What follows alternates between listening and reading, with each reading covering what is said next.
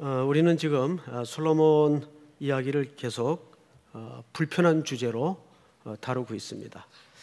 저도 이제 11장까지만 솔로몬하고 싸우고 이제 그만 솔로몬 이야기를 마감할까 합니다. 오늘은 아주 잘 알려진 그 스바 여왕의 방문기가 기록이 돼 있어요. 학자들마다 좀 견해가 차이가 있긴 한데 스바는 정확한 위치는 알려지지 않았어요.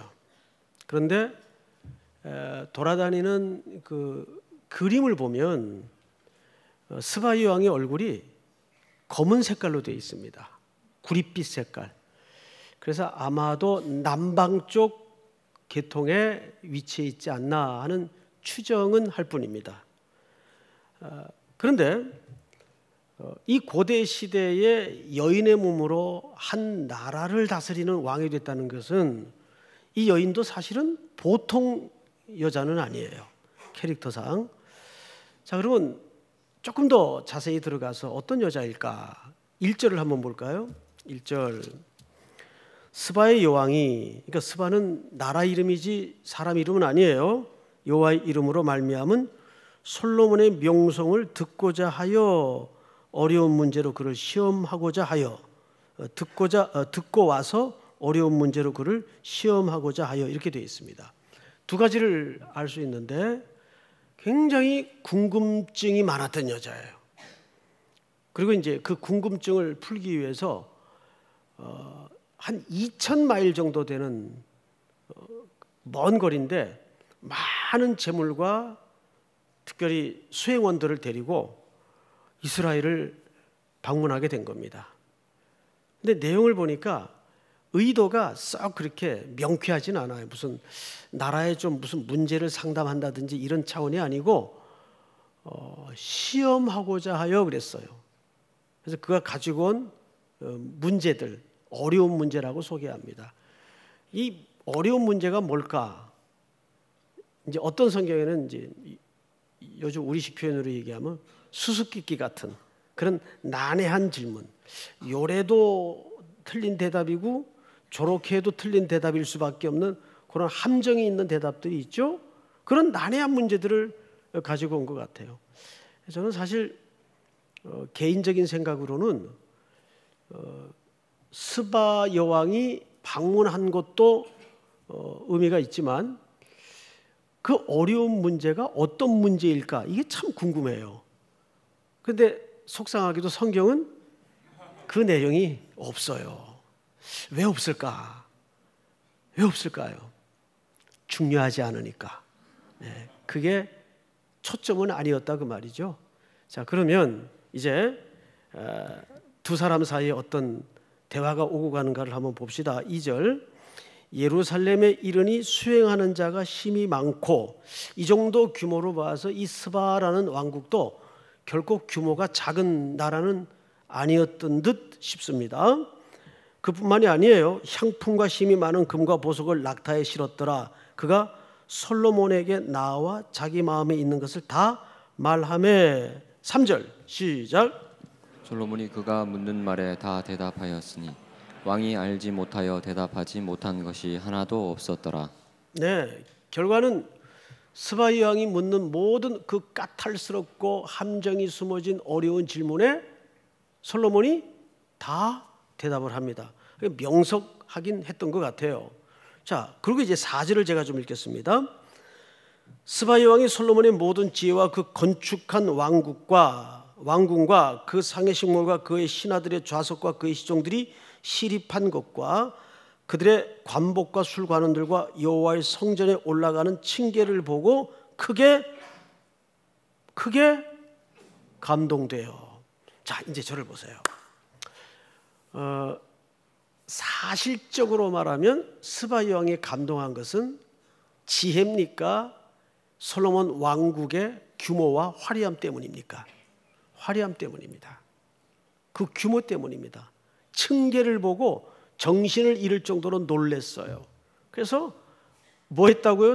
스바 여왕이 감동이 되었대요.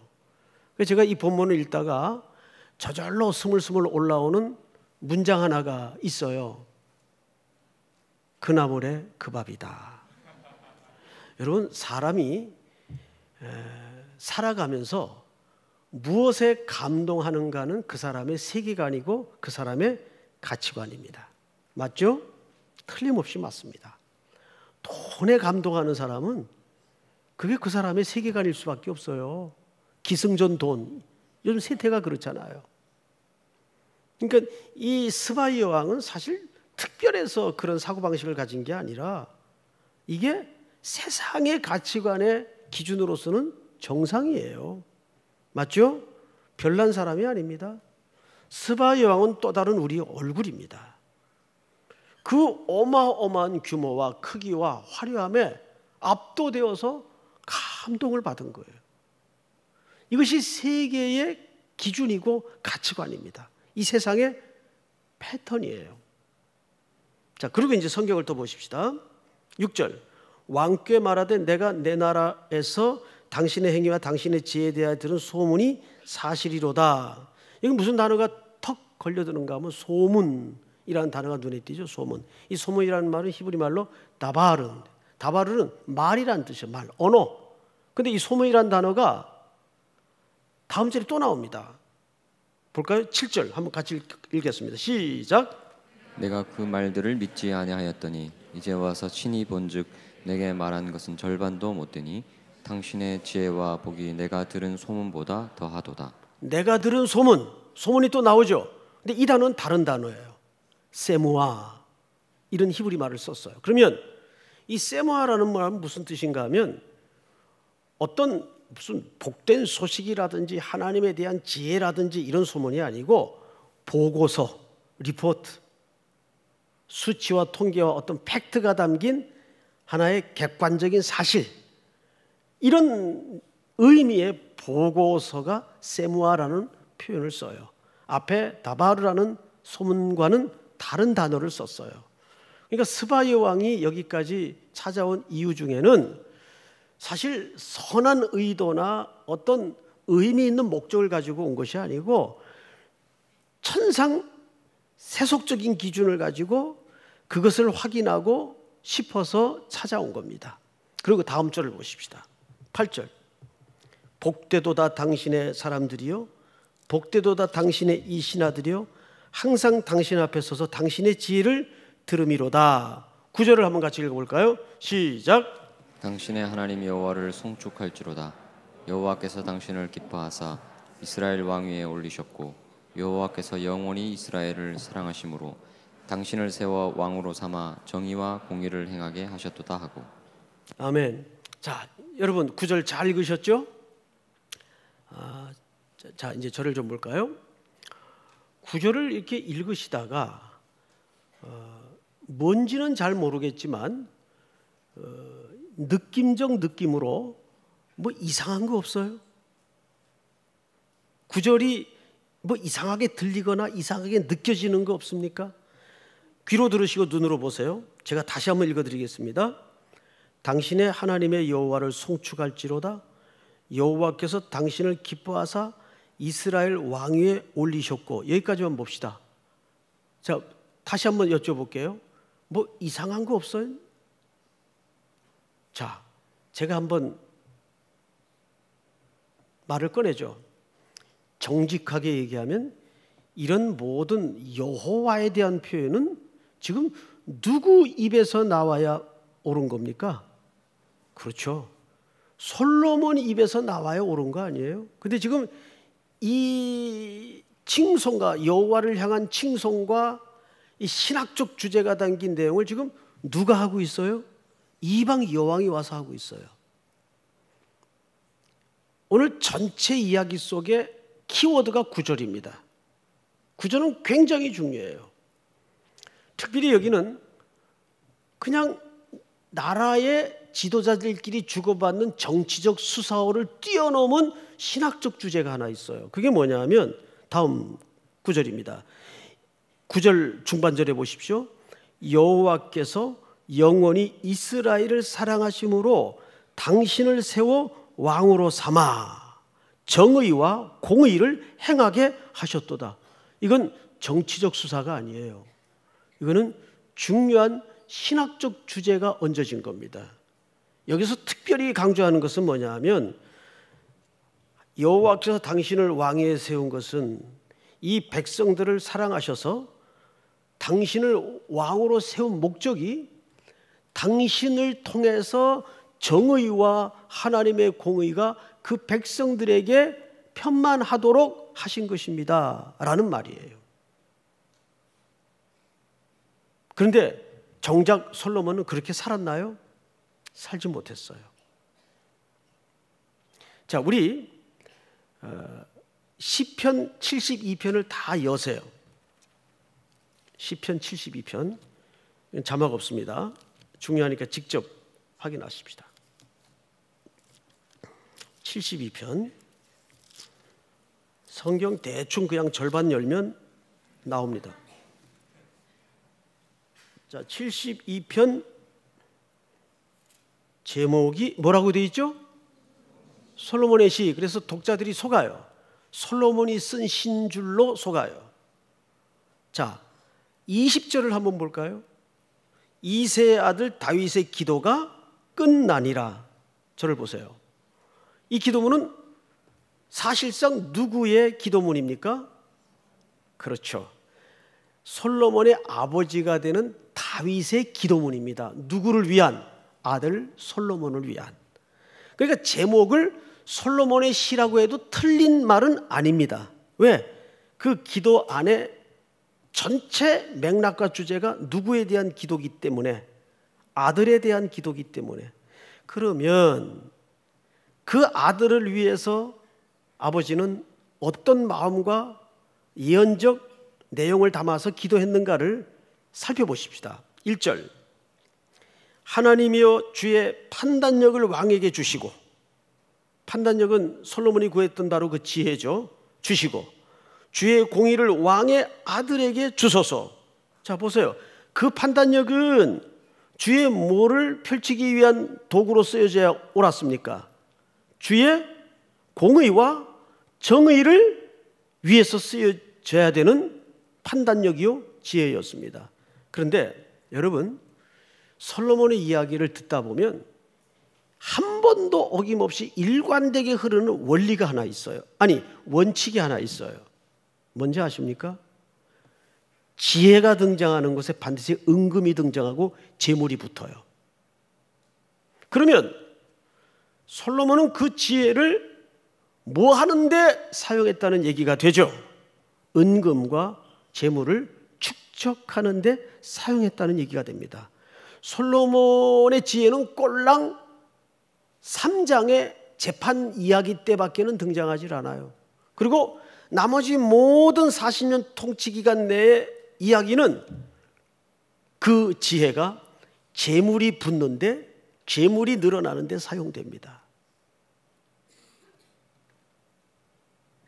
어떻게 생각하세요?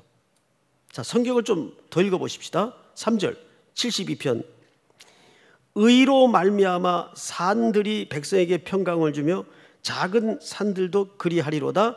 그가 가난한 백성의 억울함을 풀어주며 궁핍한 자의 자손을 구원하며 압박하는 자를 꺾으리로다.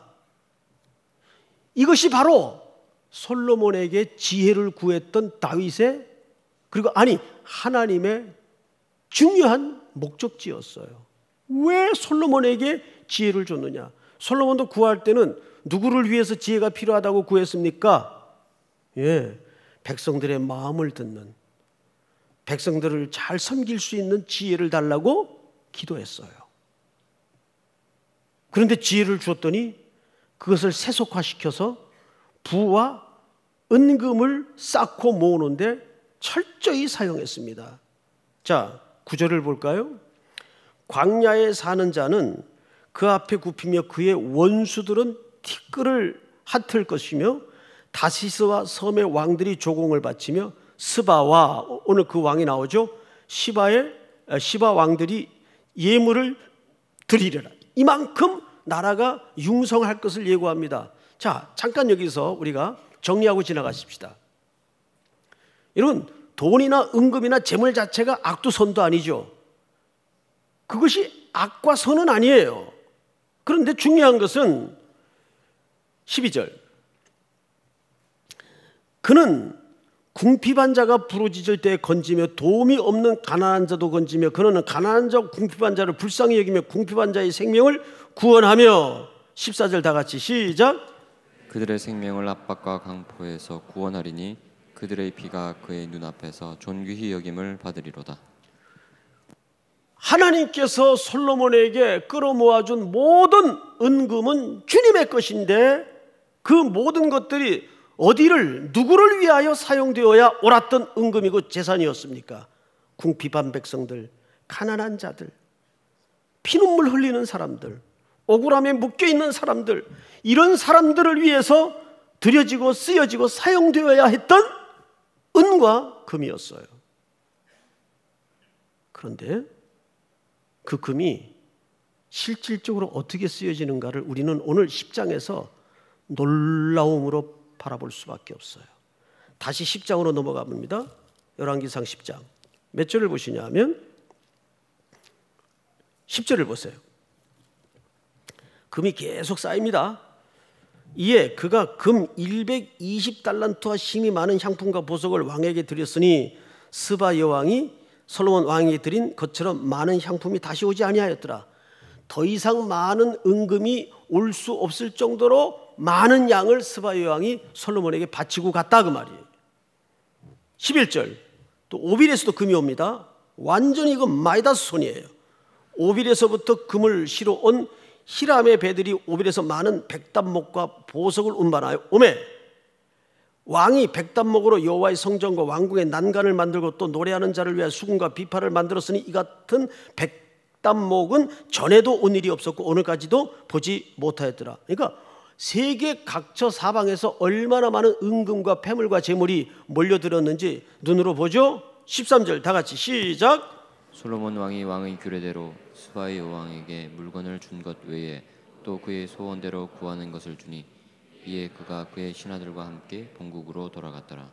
자, 이 그 문학 기법이 인크루즈 기법인데 무슨 얘기냐면 1절과 끝절, 문단을 이루는 1절과 끝절 안에다가 샌드위치 방식으로 진짜 메시지를 감춰놓는 방식이에요. 자, 그런데 1절은 스바 여왕이 신하들을 데리고 은금 폐물을 가지고 지혜를 들으러 와요. 근데 마지막 절은 뭘 남기고 가죠? 재물을 남기고 가요. 아까도 말씀을 드렸지만 항상 흔들리지 않는 원칙이 하나 있었다 그랬죠. 솔로몬의 지혜가 거론되는 곳마다 뭐가 쌓여요? 재물이 쌓여요. 놀랍죠? 그리고 이제 이 재물이 그렇게 끌어모으고 쌓은 재물이 어떻게 사용되는가를 한번 보십시다. 14절 솔로몬의 세입금의 무게가, 그러니까 금이 들어왔는데 무게가 금 666달란트요. 하필 또 666이에요. 이것은 아마 성경 기자의 풍자적 기법이 아닌가 이제 추정을 합니다. 그런데 여기 또 너무 깊은 의미를 두지 마세요. 그러면 신천지가 됩니다. 자, 그 외에 또 상인들과 무역하는 객상과 아라비아의 모든 왕들과 나라의 고관들에게서도 가져온지라. 솔로몬 왕이 쳐서 느린, 그러니까 금을 두들겨 가지고 느린 금으로 큰 방패 200개를 만들어요.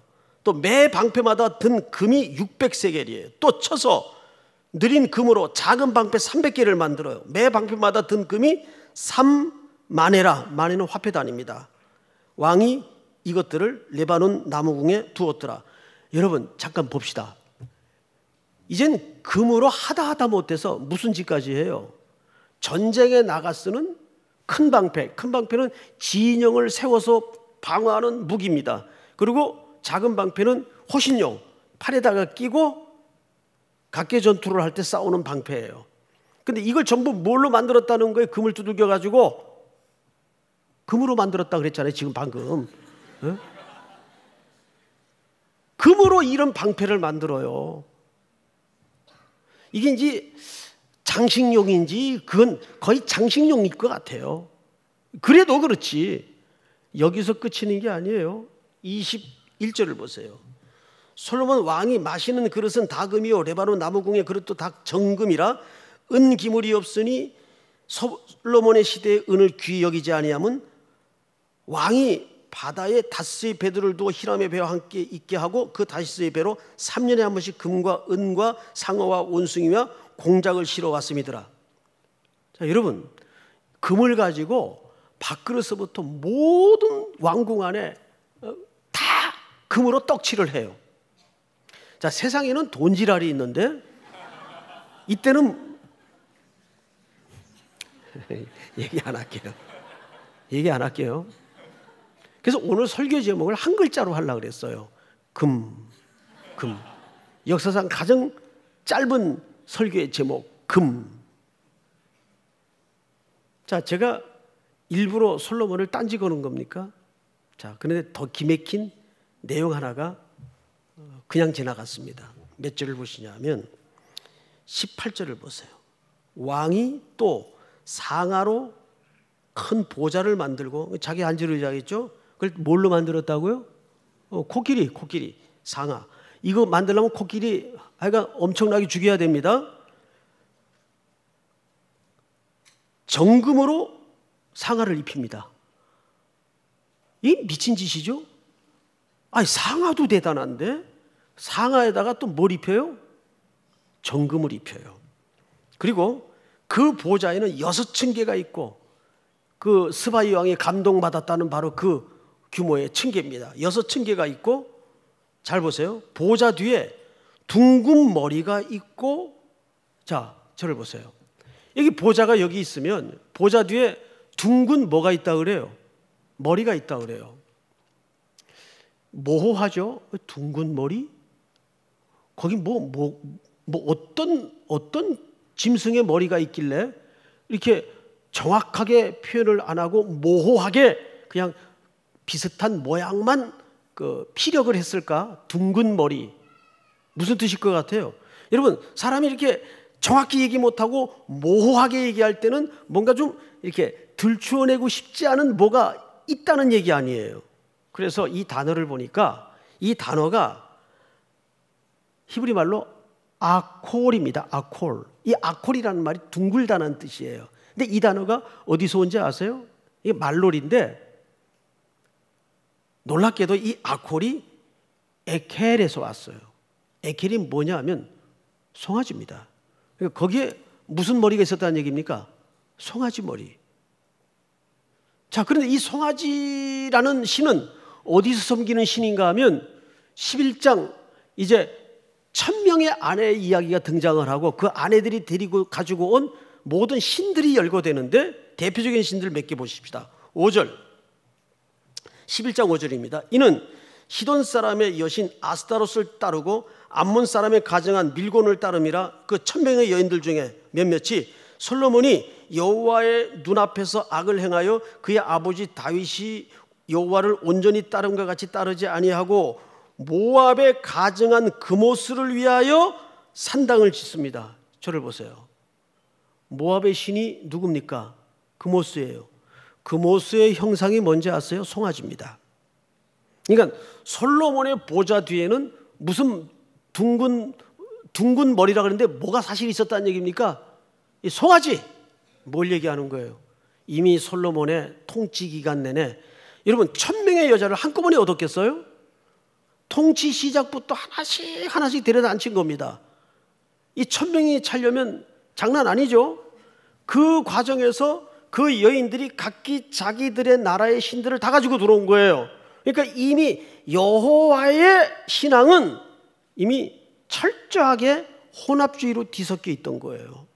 솔로몬이 하나님을 완전히 떠난 건 아니지만 그의 의식세계는 이런 혼합주의가 지배하고 있어. 심지어 이 보좌가 이스라엘 왕의 보좌인데 위에 뭐가 있다고요? 그모스 신의 형상인 송아지가 있다고요. 이 정도로 타락했다는 얘기예요. 자, 여러분, 저도 가능하면 솔로몬하고 좀 친해보려고 굉장히 애를 많이 써요. 자, 그런데 23절 보세요. 10장 솔로몬 왕의 재산과 지혜가 세상의 그 어느 왕보다 큰지라. 여기 드디어 실체가 등장을 하죠. 재산이 먼저 나옵니까? 지혜가 먼저 나옵니까? 그렇죠. 이게 히브리 사람들의 순서는 굉장히 중요한 의미를 담아요. 그러니까 솔로몬의 모든 지혜는 무엇을 위해 존재한 지혜였다는 기록입니까? 이 재산을 위해서 존재했다는 기록입니다. 그리고 24절을 보세요. 온 세상 사람들이 다 하나님께서 솔로몬의 마음에 준 지혜를 들으며 그의 얼굴을 보기 위하여 몰려듭니다. 자, 하나님의 말씀과 지혜를 듣기 위해 몰려듭니까? 솔로몬의 얼굴을 보기 위하여 몰려듭니까? 솔로몬의 얼굴을 보기 위하여 몰려듭니다. 우리도 한때는 스타 목사들을 쫓아서 불나방처럼 쏠려다니고 몰려다녔던 적이 있어요. 스타라는 말은 스스로 타락한 말의 준말이에요. 정신 차리세요. 예? 한국교회가 한때는 그런 미몽에 지금도 빠져있는 사람들이 있어요. 교회를 왜 사람의 명성을 따라 돌아다닙니까? 그 강단에 바른 하나님의 말씀이 선포되는가 아닌가, 그게 우선적 가치요 기준이어야지 왜 사람의 얼굴을 보려 나갑니까? 얼마나 이 시대에 솔로몬의 통치가 하나님 중심에서 떠나고 자기를 드러내고 자기 본위의 통치요 행위였는지 이 한 문장이 그대로 보여줍니다. 그래서 교회 목사는 제일 좋은 게 있는 듯 없는 듯, 있어도 잘 못 느끼고 없어도 잘 못 느끼는 그런 존재가 좋아요. 얼굴을 봐도 별 특징이 없어서 그냥 염소 시험지 씹듯이 덤덤한 느낌이 좋아요. 근데 어떤 분들은 아주 비복음적인 얼굴들이 있어요. 전혀 말씀에 집중할 수 없는 얼굴들, 아랍 왕자같이 생긴 사람들. 저는 그래서 하나님께 얼마나 감사한지 몰라요. 한 사람만 좋으면 되지 뭐 그래요. 그렇잖아요. 한 사람만 좋으면 되는 거지. 그리고 이제 결정판 26절서부터 솔로몬이 무슨 짓을 하나 보세요. 솔로몬이 병거와 마병을 모으매 병거가 1,400대요 마병이 12,000명이라 병거성에도 두고 예루살렘 왕에게도 두었으며 27절 시작. 왕이 예루살렘에서 은을 돌같이 흔하게 하고 백향목을 평지에 뽕나무같이 많게 하였더라. 솔로몬의 말들은 애굽에서 들여왔으니 왕의 상인들이 값주고 산 것이며 29절 다 같이 시작. 애굽에서 들여온 병거는 한 대에 은 600세겔이요 말은 한 필에 150세겔이라. 이와 같이 햇사람의 모든 왕과 아람 왕들에게 그것들을 되팔기도 하였더라. 그리고 11장 3절을 한번 같이 읽어볼까요? 시작. 왕은 후궁이 700여 첩이 300명이라 그의 여인들이 왕의 마음을 돌아서게 하였더라. 자, 이제 앞을 보십시다. 우리는 성경 한 구절을 주목할 필요가 있습니다. 신명기 17장을 다시 한번 띄워주세요.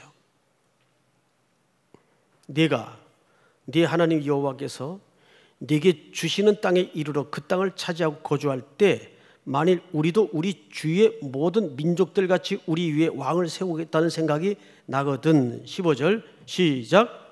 반드시 내 하나님 여호와께서 택하신 자를 내 위에 왕으로 세울 것이며 내 위에 왕을 세우려면 내 형제 중에서 한 사람을 할 것이요 내 형제 아닌 타국인을 내 위에 세우지 말 것이며 16절 그는 병마를 많이 두지 말 것이요 병마를 많이 얻으려고 그 백성들을 애굽으로 돌아가게 하지 말 것이니. 오늘 본문에서 여지없이 다 부서지고 있죠. 이 명령이, 이 율법이. 이는 여호와께서 너희에게 이루시기를 너희가 이후에는 그 길로 다시 돌아가지 말 것이라 하셨음이며 17절 시작. 그에게 아내를 많이 두어 그의 마음이 미혹되게 하지 말 것이며 자기를 위하여 은금을 많이 쌓지 말 것이니라. 네, 하나님이 금했던 세 가지. 말을 많이 두지 말 것, 여인을 많이 두지 말 것, 은금을 자기를 위하여 많이 두지 말 것. 그런데 오늘 우리가 살펴본 10장 29절까지의 내용만 보더라도 11장을 넘어서 이 하나님의 신명기적 역사의 렌즈가 다 부서지고 있어요. 재물, 금은 그건 선도 악도 아니에요. 하나님이 줄 수도 있고 안 줄 수도 있어요. 근데 하나님이 우리에게 물질을 주었던, 지위를 주었던, 재능을 주었던, 시간을 주었던, 건강을 주었던 그 모든 것은 무엇을 위해 소용되도록 명령하신 겁니까? 이 땅에 하나님의 눈물과 하나님의 마음과 예수님의 손발이 가 있는 공고하고 궁핍한 자들을 위해서, 억울하게 묶인 자들을 위해서, 통 안에 눈물을 흘러내리는 가슴앓이를 하는 수많은 연약한 현장을 향해서 그것이 쓰여지도록 하는 것이 왕에게 지혜를 주었던 이유였어요. 그런데 솔로몬은 철저하게 40년 통치 기간 내내 그를 따라다녔던 두 단어는 지혜와 재물이었습니다. 허비한 인생이었죠. 낭비한 인생이었습니다. 사랑하는 우리 3일의 성도 여러분, 마라나타, 우리 주님이 다시 오시는 그날까지 여러분들의 모든 다름질은 주신 은사든 재물이든 시간이든 건강이든 이 땅에 주님의 쏠려있는 삶의 현장을 향해서 계속 묵묵하게 나아가는, 순종하는 또 새날 한 주가 되기를 주의 이름으로 축원하고 축복합니다. 우리 다 일어나십시다. 나 무엇과도 주님을 바꾸지 않으리, 다른 어떤 은혜 구하지 않으리.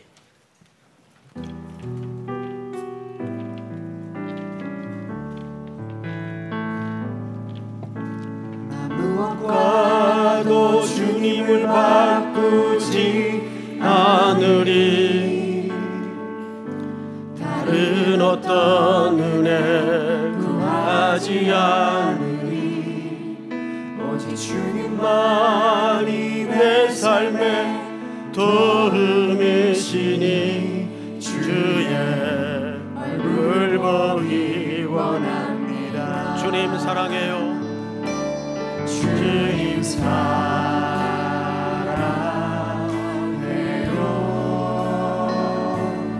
온 마음과 정성 다해 하나님의 신지라. 친구 되기 원합니다. 친구 되기 원합니다. 주님 사랑해요.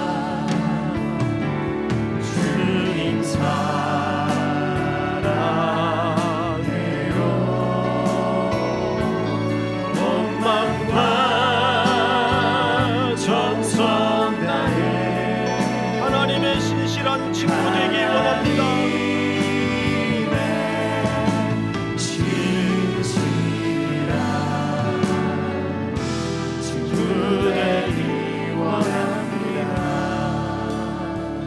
우리 한번 서신 채로 눈을 감고 또 한 주를 시작하면서 예배로 이렇게 시작을 하죠. 이렇게 기도했으면 합니다. 하나님이 내게 무엇을 주셨든 그것이 나 혼자 밥 세 끼를 위해 사는 어떤 쌓고 모으는 축적이 되지 않도록 인도해 주시옵소서.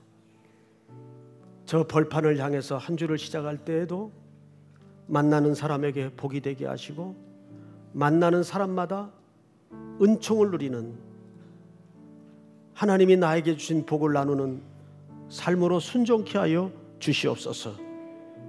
우리 이 말씀을 붙들고 이 제목 가지고 또 한 주간 여러분들이 시시콜콜하게 하나님 앞에 간절히 구해야 될 어떤 제목들을 놓고 우리 한번 다 같이 소리내어 통성으로 기도합니다. 사랑하시는 아버지 하나님, 은혜를 감사합니다. 오늘도 우리들에게 말씀을 주셔서